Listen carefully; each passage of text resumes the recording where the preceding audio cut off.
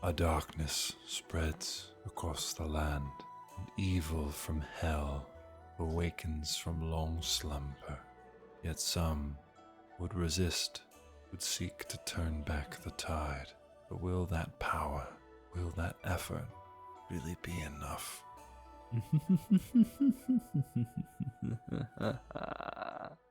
What's already at Seoul, and today, as you can see, we are back with our Pyo Pyong. I don't know if that's how you say the character. I'm making this pretty much right after I made the other video a couple days.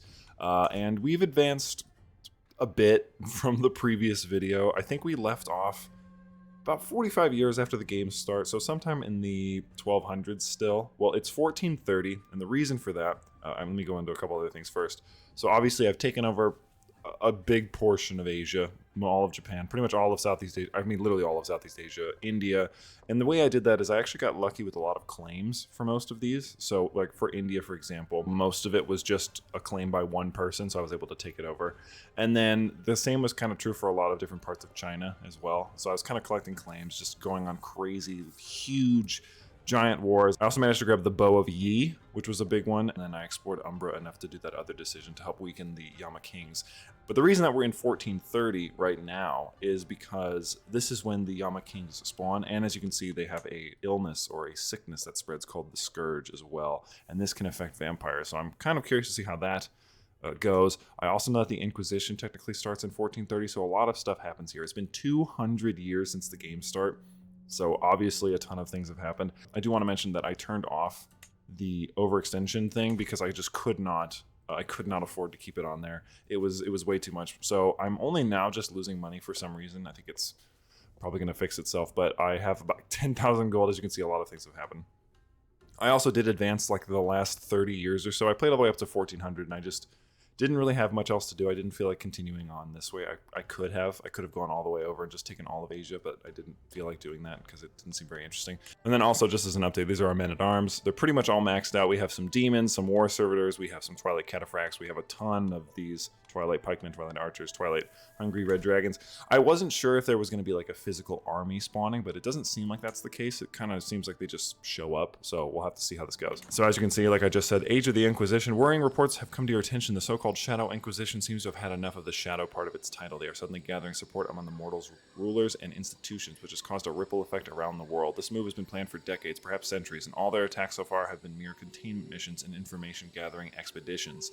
The real extent of the conspiracy targeting vampires might be way bigger than you ever anticipated. Everywhere, mortals are arming themselves behind gifted hunters determined in bringing down the monsters of the night that have plagued them for so long. Retribution is coming. This will blow over, surely. I hope so. Hopefully that doesn't affect us. Hunting gods. In spite of whatever might happen in the rest of the supernatural world, the Yama Kings still continue their struggle for the throne of the Demon Emperor. The most powerful ones among them rarely, if ever, tread in the mortal realm, as they are much more powerful and thus safe from their rivals in their personal Yami hells. Still, even they aren't invincible. Past events have proven that they can be felled. For their rivals, it is the best way to remove a competitor for the throne, while for other supernaturals, it is simply about earning a valuable delay in the inevitable rise of the Demon Emperor.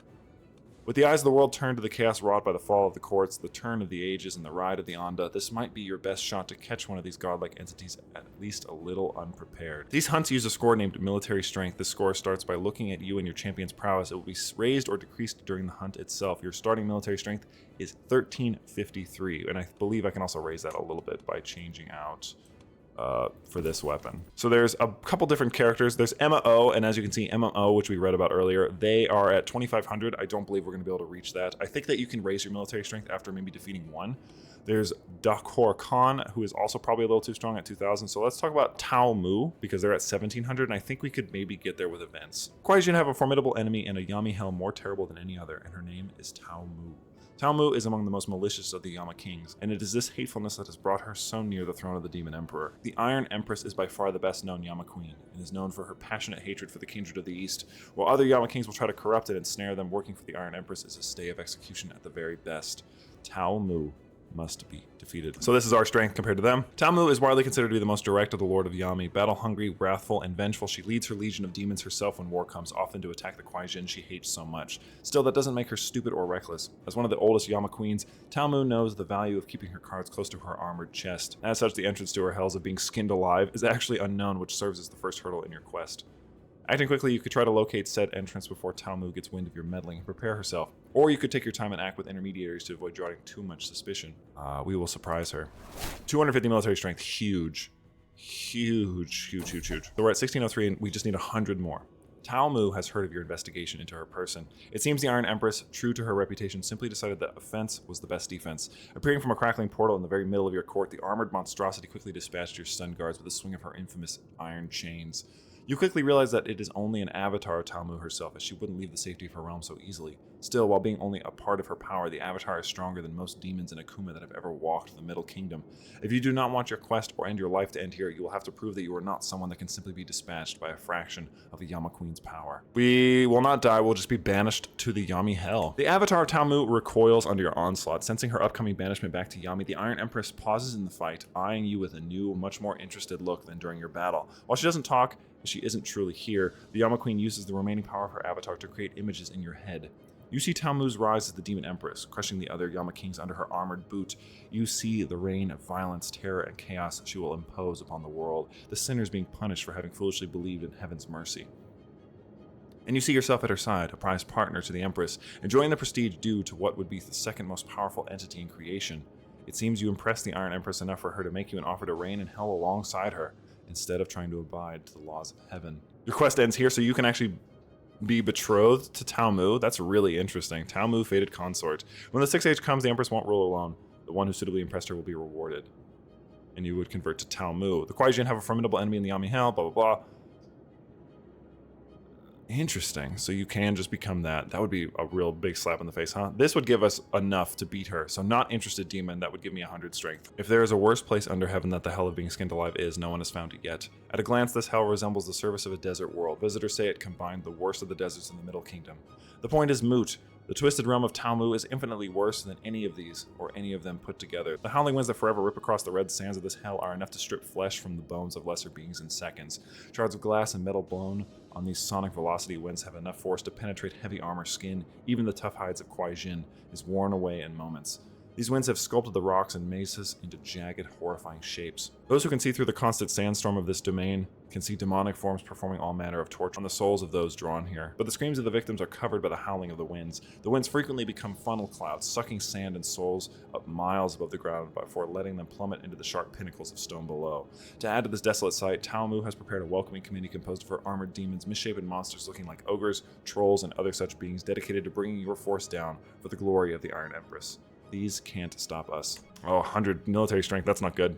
It is believed that Tao Mu might have been the first Yama Queen, once tasked with punishing the sinners of greed and pride. She gorged herself on corrupt chi and plotted her domination of the Middle Kingdom. In this long gone past, the Kuai-Jin were still heroic fighters, and it was the greatest among these Slew that defeated her and put an end to her plan. Still, it wasn't long until the Kuai-Jin themselves fell from grace, and Tao Mu had her revenge. She captured the weakened Slew and her warriors, and it is here, in the Valley of the Last Stand, that she abraded their bodies and remakes them 1,000 times, in order that they might begin to understand the extent of her displeasure.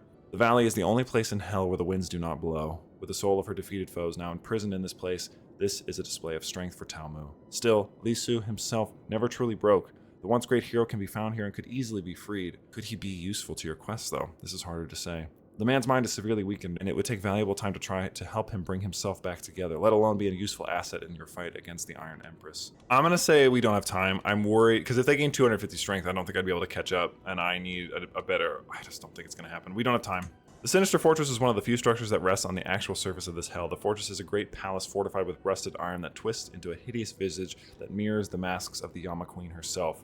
The entire fortress courses with energy from the lightning that constantly strikes there. On the outer walls are lashed the bodies of those in whose torments Tao Mu has taken a special interest.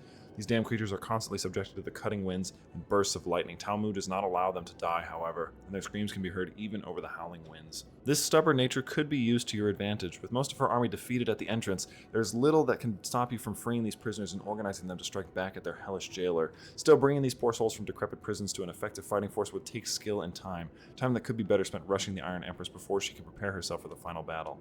Okay, so I realized pretty quickly that we were not going to win that one, and so I just went back through, made sure I gave myself the Taming Sari, which is one of the illustrious weapons that I have.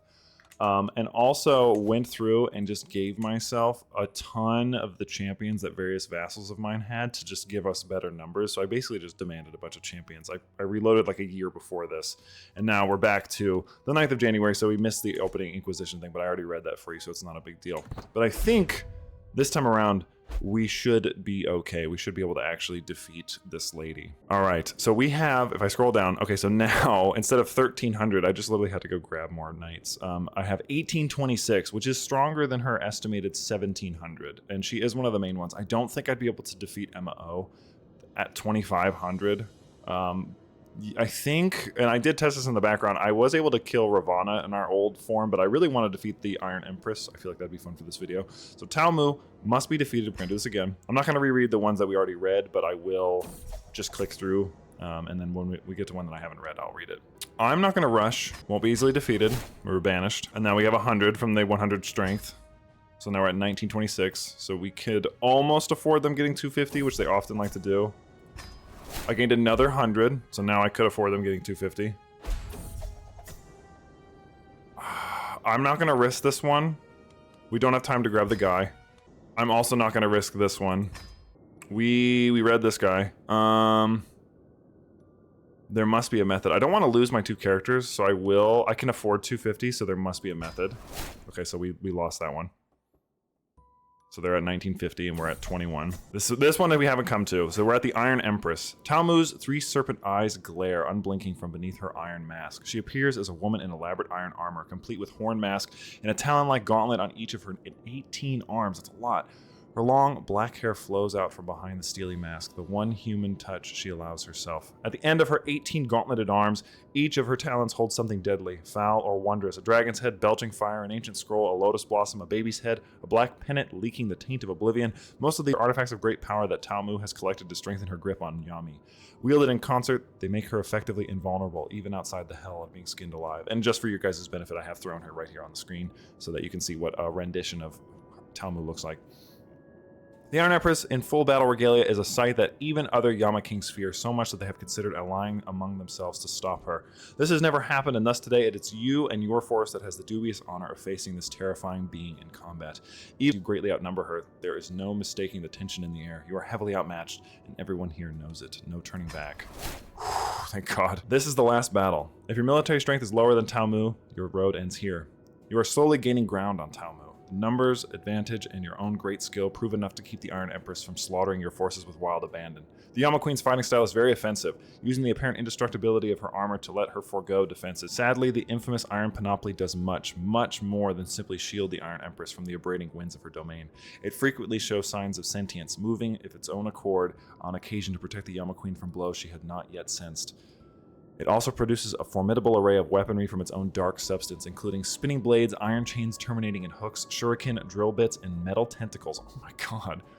It almost seems like an independent demonic entity bound to Tao Mu in some way. Regardless of its nature, the armor constantly shifts Tao Mu's wishes, only keeping its signature dark iron look as a constant. With nary a dent made on it in this battle so far, you know that you won't win a battle of attrition. Hope is not lost, however, as more and more of your forces find their way out of the sinister maze and join the fray. If enough of them have survived, you might have a chance. Do not relent. Cold iron. Even the dreaded Iron Panoply and Tao Mu's legendary prowess weren't enough to triumph over skill, numbers, and determination. As the Empress falls to the ground in a gurgle of black blood, the Iron Panoply retracts from her body, proving its sentience. Without her prized armor, the Yama Queen looks like a somewhat unimpressive woman, as all her demonic features vanish while her life leaves her. With her last gasp, the first Yama Queen and a major contender for the throne of the Demon Emperor disappears.